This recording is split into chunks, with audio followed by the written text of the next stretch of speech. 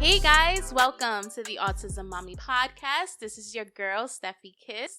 Today I am very happy to be joined by a fellow special needs mom, Megan Keteyian. You know her from Instagram as her name, Megan Keteyian. She has a great platform where she teaches parents how to pour into themselves. So tell my listeners who you are and what your story is. Okay, so hi, I'm Megan, and my story's a long one, so I'll try to keep it short for you. Basically, when I was pregnant with my daughter, everything was like, the perfect pregnancy. It was fantastic and wonderful.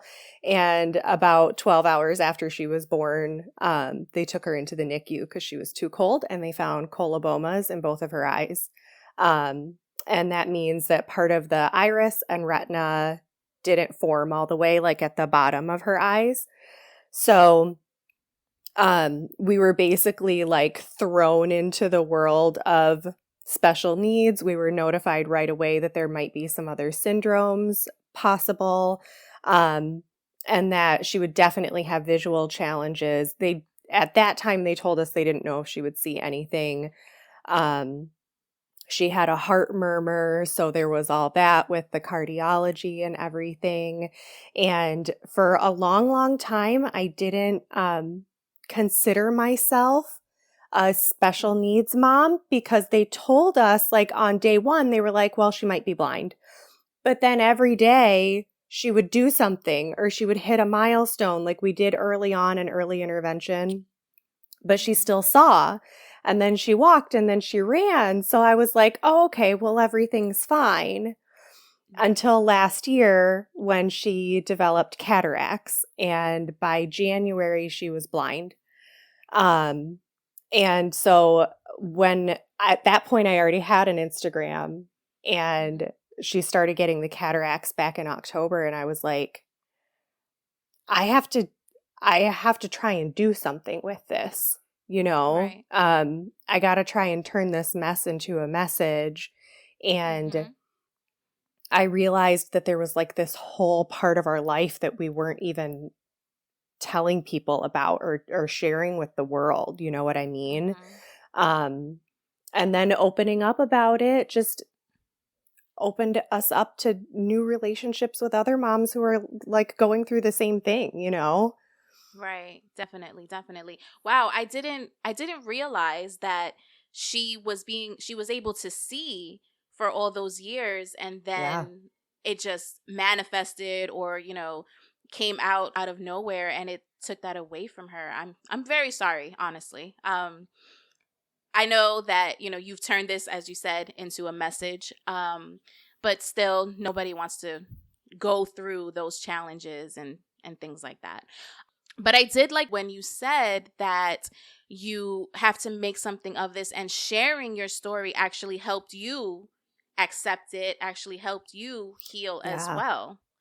Because you had been going through it for so long. You knew when she was a baby, newborn, straight out the womb, that there was an issue and there was something going on.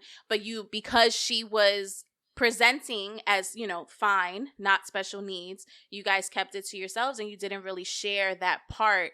But then when it came back, you started sharing again. For me, when my son was diagnosed, he was diagnosed at around right before his second birthday. He wasn't speaking at all. No words. Okay. And I did see a little bit of regression. Like he was able to mimic sounds. Like, okay, so he wouldn't speak words, but he would say like 1, 2, like if I was counting with him, little things like that. Out of nowhere, it just stopped right before his second birthday. Oh. So I knew something was wrong. You're a mom, like you have that feeling that something is wrong. So we went to the doctor, and the doctor was basically like that we couldn't diagnose him with autism because he's too young. Okay. Yeah, so we had to wait until he turned 2 to attempt to get him evaluated and get early intervention and all of that. And I literally kept that all to myself. Aside from his dad and like my immediate family, nobody really knew what I was going through. Nobody really knew what was going on or the challenges that I was going through. And I remember I had other friends at the time who had other kids who were around his age, and like they would invite us places and like birthday parties, and I wouldn't go and I wouldn't take him because I just felt I knew it would trigger him and it would cause like meltdowns and things like that. So I really isolated myself. And it wasn't until I started actually being open with what I was going through that I could actually heal and, accept that this is my life and try to do the best for my child. So that's actually going to take us into my first segment, right? So this is something I call mommy motivation. And today's topic, and I think it's fitting because I have you as a guest, is learning how to pour onto oneself as a special needs mother. I know that is like your guiding purpose and your mantra and all of that. You've built a platform teaching mothers how to pour into themselves. Where did that start for you? It started on accident. As most things I'll do. be perfectly honest with you. It started on accident. So like I started, let's see, I kind of started on my own little health journey a little over a year ago. And it all happened because I had a health scare.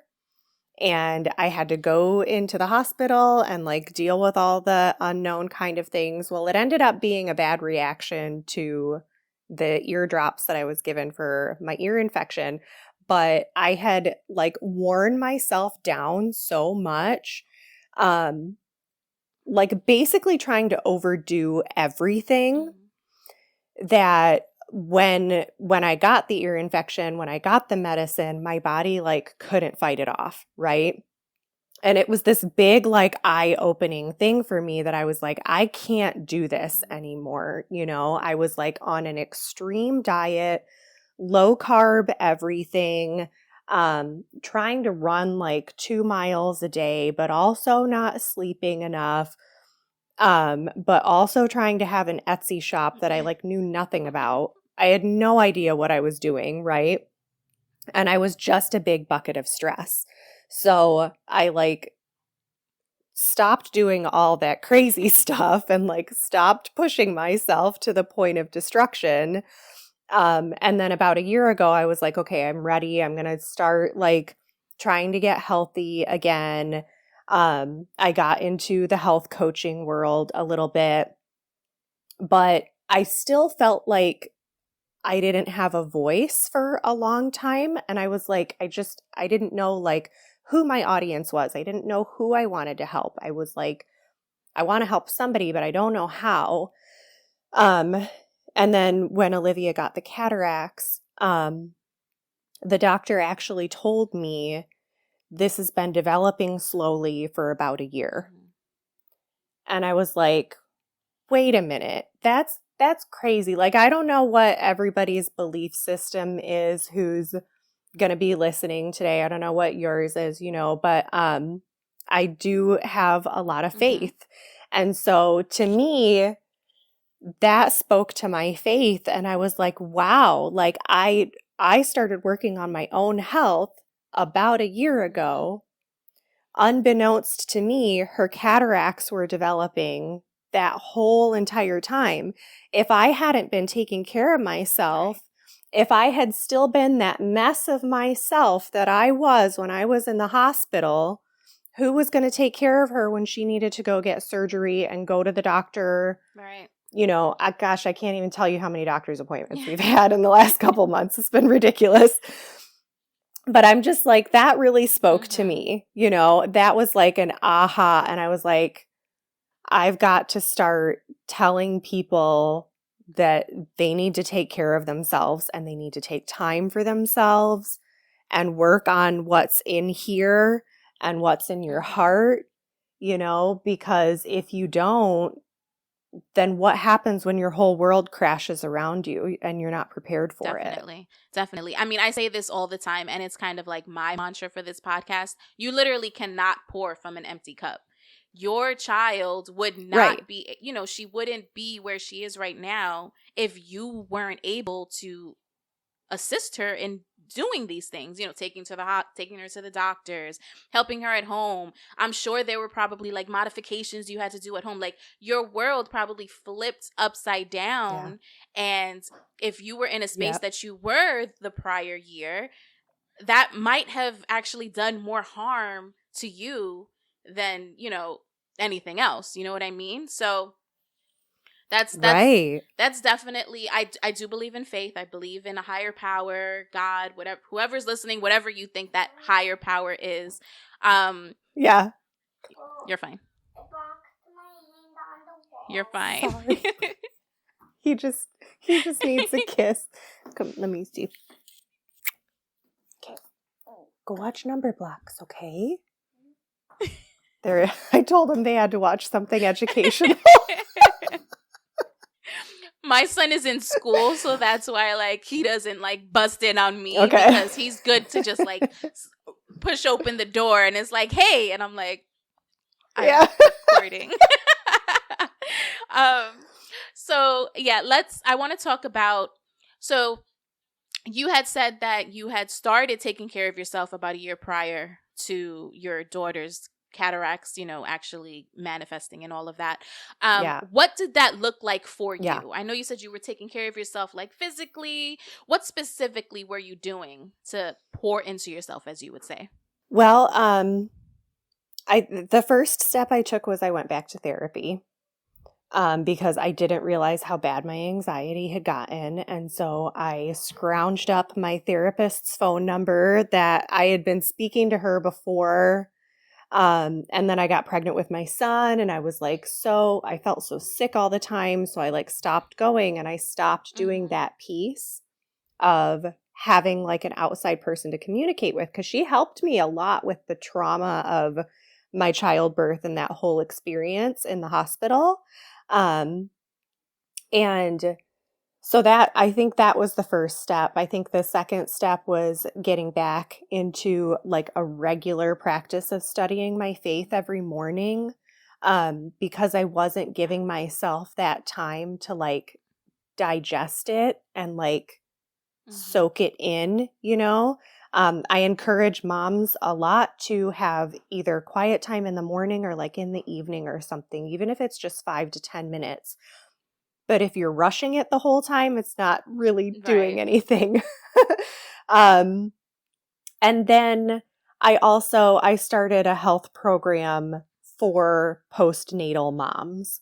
And that was something I hadn't given myself the time to do either. After I had my son, I just like was pushing and I was like, I'm going to run again and I'm going to lift weights and I'm going to do this and that and the other thing. And obviously my body couldn't take it. Like I had a prolapsed uterus, I had diastasis recti, I had migraines and dizzy spells, and it was too much. And so for me, my health, getting back into my health was actually slowing down and taking a step back and saying, okay, I'm going to do something that's going to heal my body that's specifically designed for new moms who have been through birth and have diastasis and stuff like that. And it really helped a lot. I love that. I think we get caught up on like the Instagram model of what fitness looks like. And it's like, oh, well, I have to do all this cardio and I have to do all this HIIT training and I have to lift all these weights. And if I'm not running 2 miles a day, then I'm not doing it right. And it's like, everyone's fitness is different, and you have to be able to formulate your program based on your body, your needs, and what it is that you're able to do, you know? So I'm very glad that you actually, you know, zoned into that, and that getting fit for you was actually, or getting healthier for you was actually slowing down as opposed to speeding up. A lot of people who struggle with anxiety, you know, everything is always coming at you fast. So sometimes you do just need to slow down and not worry all the time about, you know, everything. I actually, this year, I started in January, I started going to the gym more often. And for me, the gym was always like a place where I could go to escape. because it's just me and what I need to do and whatever I'm Right. doing. I'm not following like a strict regimen. Right now, my goal is to walk 100 flights on the stair machine. I'm up to 94 as of this morning, so yay for Yeah. me. Slowly but Awesome. surely. I started in Yeah. January, so I remember the first time I went, I did like 38 and I was dying. I was like, oh my God, I can't do anymore. So, Yeah. just seeing that progression, it helps me, but also having a goal to work towards that's not overtly like killing my body or overly working my body actually does help me as well. And having quiet time. I love that you say that. As I mentioned to you earlier, I just moved to Florida from New York. So it's quieter here regardless, right? But with that move came where I'm Ethan, my son. I'm his primary caretaker and all, like everything. Most of my family is still up north. Right. The family that I do have down here, they work Monday through Friday. They have their own kids, and like I see them, but our day to day, it's just me and Ethan. I take him to school. I'm with him all day long, so I don't really have like quiet time. But I made it a point to at least once a week go to the beach and just lay there. And that has definitely been helping me, just refocus myself for the week after a long week. I usually go on Fridays. And after a long week, I just, lay there and listen to the waves, feel the wind and all of that. And it just helps me. It helps me settle down. It helps me, collect my thoughts in a way, really digest everything that I'm going through, everything that I'm thinking about, and all of that. I did want to ask you, since you have all of these practices that you have been, working on in the past year, do you try to instill this mindset in your children as well going forward? Yes. I try, I think is the key word. I think that what I've learned the most is like when their energy is like up here, right? And I started feeling triggered to my anxiety, that's a good cue for me to tap into that, like, okay, why though? Like, why is this bothering me so much? Take a second. In therapy, I do a lot of internal family systems, which is like when we say like there's a part of me that's annoyed by that, like that's literally a part of yourself, right? So you can kind of tap into that and say like, okay, but why? Like, why is that part of me irritated or triggered or whatever? And then, like have some kind of calm down time with everybody and like recenter everyone, So like if the kids are just going a little bit too wild or there's meltdowns happening like every 5 minutes, because Olivia has a lot of like sensory stuff. She's not on the spectrum necessarily, but with vision loss, kids get lots of sensory overload because their other senses are like trying to figure out what's going on in their environment, So there's a lot of like, okay, everybody needs to chill out and I'll bring everybody to the couch. And I figured out like James, he's my 4-year-old. He needs big, deep breaths to calm down. Olivia needs like compression. I'll like wrap her up in a big blanket and like try to calm her down that way. So, with kids, it's less of like a verbal communication of you need to calm down and this is why, and more of an activity where I'm displaying how we calm down and letting them participate in it, if that makes sense. That makes perfect sense.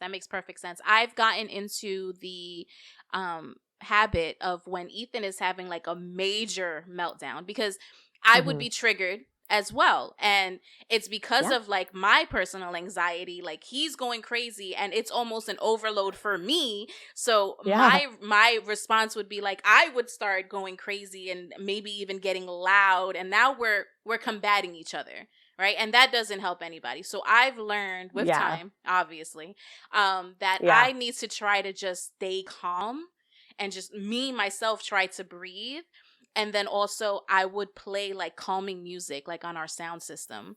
I wouldn't blast it so it's not loud, but I would put it low enough. I would dim the lights. So like all of that other sensory stuff is kind of like it's brought down a little bit so that we can all calm down. I'll take the technology away for a little bit. And I'm just like, we just need to sit here and we just need to breathe. If you don't want to talk to me, if you're mad at me, if you don't want to be next to me, that's fine. But we need to calm down because you're upset and you can, he's getting bigger. He's taller than me. I'm not tall at all. So he's taller than me. And it's like, we can't do this because we literally cannot fight each other because not only can you hurt yourself, but you can hurt me at this point. So like, we really need to figure out a way to really calm down. So that's something that I've been doing for like the past ever since we moved down to Florida, I feel like. And it's been working for him. And I feel like it's also like a routine where he knows, oh God, here comes mom with this music. So let me just go sit down. But it's an action, like you said. So he's not going to understand me. I can tell him calm down, relax, breathe all day long. And he's not going to understand what that really, truly means. Like, for himself. He's just like, here she goes saying these buzzwords again. I don't get it. But if he sees me actually being calm, then we exchange energy all the time. Just like his meltdown made me melt down, my calmness might be able to calm him down in the long run. Do you have any tips, especially for special needs moms who need to learn how to take time for themselves, whether it be quiet time or with fitness or anything like that? So recently what I've discovered is, first of all, you just got to take it slow, right? Like, we are such creatures of, I'm going to start my new diet on Monday, right? And everything's going to go great. And I'm going to do this and that and the other thing. And then by Tuesday, you're starving and you want to give up. So don't do that to yourself, girl. Like, start nice and slow. It's okay to pick a target day and say, I would like to start implementing some new habits into my lifestyle. But maybe that's just like, I'm going to get up 15 minutes early tomorrow and I'm going to have my coffee maker ready already so that all I have to do is push a button, and then I'm just going to sit for a few minutes and wake up before my kids get up.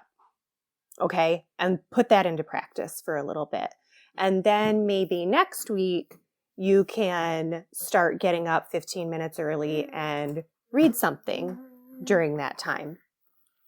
And then maybe the week after that, you can start going on afternoon walks, But I really think that taking it slowly is the key, giving yourself lots of time to adjust, and excuse me, also like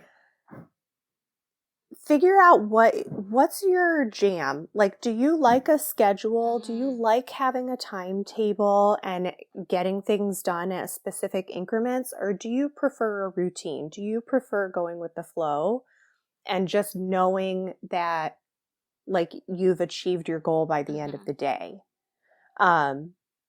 Those, to me, like time and grace, and then decide, do I prefer a schedule or do I prefer a routine, and go from there. I love that because I feel like I'm always trying to implement both in my life. Like, I'm like, I have to have a routine and I have to have a schedule. And it's like, you really don't. As long as I get the big things done, then I'll have room for like the other little things. And I heard this on TikTok, and I feel like I learned so many things on TikTok, and it was like, it's so crazy.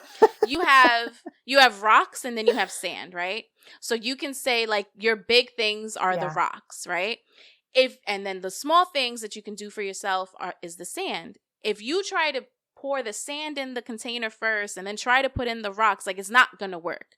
Make sure that you have your big things done, put your big things in your container, and then you can fill that container up with sand and it'll fill up and you'll be good for the day.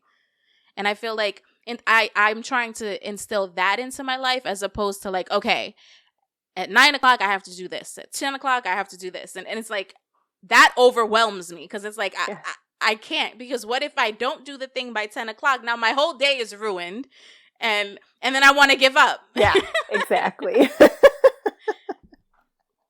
That is me in a nutshell. If I'm like, I have to have my workout done at 7 a.m., well, then if I don't get my workout done at 7 a.m., I feel like my whole day was lost. It's not even 8 o'clock in the morning yet.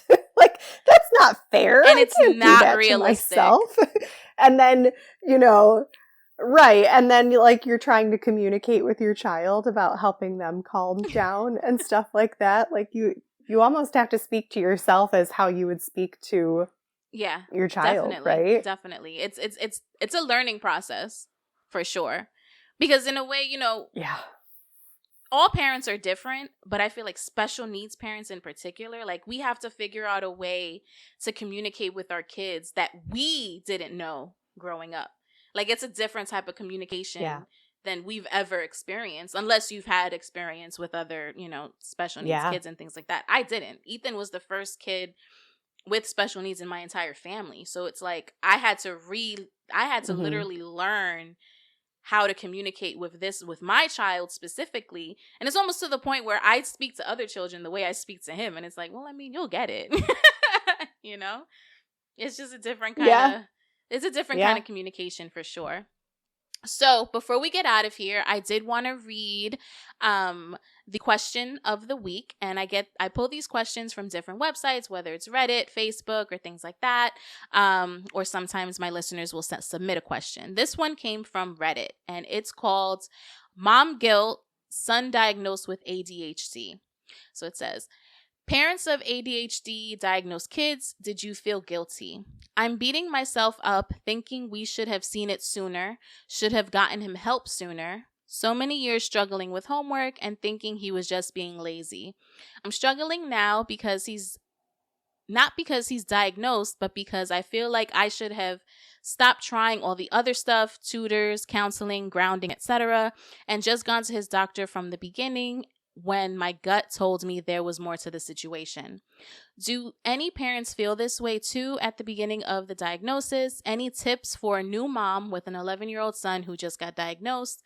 I appreciate you all so much. So I'm going to let you answer first. What would you say to this mom? Oh, boy.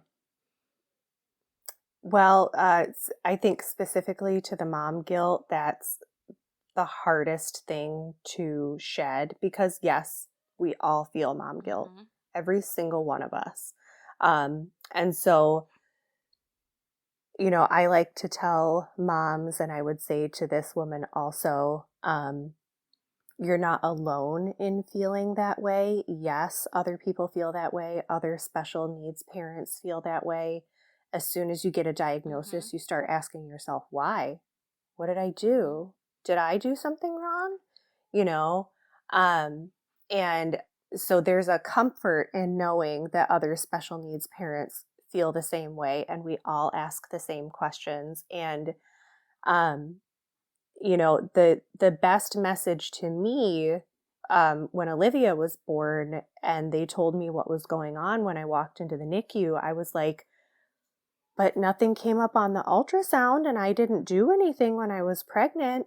And they all, like, all the nurses and doctors were like, no, like, you didn't do this.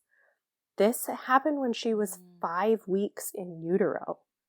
There's no way anybody ever could have known, right?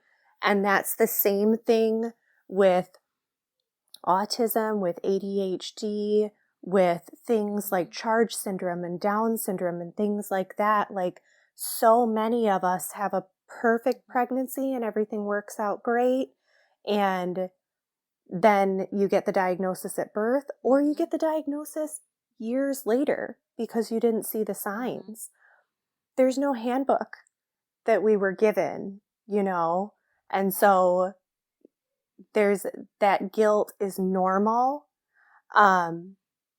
But you're also allowed to let it go because you didn't do anything wrong. Right. You know? Mm-hmm. Definitely. Definitely. Mom guilt, regardless if you have a child with special needs or not, mom guilt is a thing. You know, it's just, you always feel like you're not doing enough, right? Even, you know, I was able to get my child into early intervention. You know, he's been, you know, getting therapies and things like that since he was 2 years old. But even still, I have mom guilt around, well, should I have quit my job when he was 2? Should I have been home while he was 2? Maybe he would be more further along now than he is. And it's just, we can't do that. We can't do that because while, yes, some of that may be true. Maybe if you had gone to the doctor prior or whatever, you would have gotten him diagnosed and all of that. Yes, all of that can be true, but two things can be true at the same time. That can be true, but also the journey that you're going on now also probably needed to happen as well. Because maybe if you had went to the doctor before, other things might have happened where you weren't ready to accept that diagnosis. Maybe it could have been worse on you and your family. Like, we just don't know. Things happen in time, and sometimes they happen because in the time that they happen, because you're able to accept it, you're able to do what you need to do, you know, when you get it and things like that. So just as you said, give yourself grace. You know, you don't have to stay with this guilt all the time. It's natural, and you know, it's bound to happen, and it's okay to feel these feelings, but just don't let it overrun you to the point where you are feeling so guilty that you feel like a bad mom. Because the fact that you're feeling this guilt means that you're not a bad mom. If you didn't care at all, then, you know, but you care so much, you know? So that's what I would say to her for sure. Well, Megan, thank you so much for coming on today's episode. I'm so happy. Thank you so much. This was a great discussion. I'm glad to have had you on. Let my listeners know where they can find you, if you have anything coming up that you want to promote. Well, first of all, thank you so much for having me. I really, really appreciate it. This was fun. And you can find me on Instagram. My name, just Megan Keteyian. I'm sure you'll have it written out in the show notes. And you know, I don't necessarily have anything like new and up and coming that I'm promoting. I do always like to tell women, if you are interested in getting started on your fitness journey or health or wellness in any way, I am here to help you. But, you know, other than that, really just wanting to build a community of special needs moms so that we all feel more supported and less alone. Definitely. I love that. And that's what made me reach out to you, honestly. Like, I was like, yes, we have the same mantra when it comes to that building community. And I never want any other special needs moms to feel alone. That's why I started this podcast specifically. I had another podcast before, and I was just like, but where are my autism moms, my special needs moms? Like, where are their voices? We don't hear them at all. So I wanted to start this for them specifically. All of your information will be linked down below in the show notes, of course. Thank you again for coming on the podcast. And thank you, listeners, for tuning in each and every week. And I'll see you next week. Bye.